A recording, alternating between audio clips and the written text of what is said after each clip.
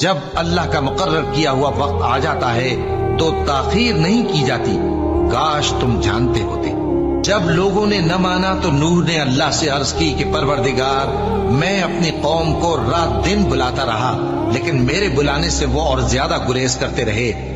جب میں نے ان کو بلایا کہ توبہ کریں اور تو ان کو معاف فرمائے تو انہوں نے اپنے کانوں میں انگلیاں دے لی اور اپنے اوپر کپڑے اوڑھ لیے اور اڑ گئے اور خوب تکبر کرنے لگے۔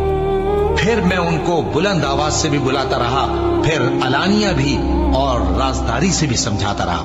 پھر میں نے کہا کہ اپنے پروردگار سے معافی مانگو کہ وہ بڑا معاف کرنے والا ہے، وہ تم پر آسمان سے موسلا دھار میں برسائے گا اور تمہارے مال اور بیٹوں میں اضافہ کرے گا اور تمہیں باغ عطا کرے گا اور ان میں تمہارے لیے نہریں بہا دے گا۔ تم کو کیا ہوا ہے کہ تم اللہ کی عظمت کا اعتقاد نہیں رکھتے، حالانکہ اس نے تم کو طرح طرح کی حالتوں میں پیدا کیا ہے؟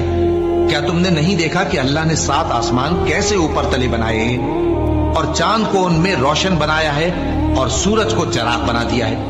اور اللہ ہی نے تم کو زمین سے ایک خاص طرح سے پیدا کیا ہے، پھر اسی میں تمہیں وہ لوٹا دے گا اور اسی سے تم کو نکال کھڑا کرے گا۔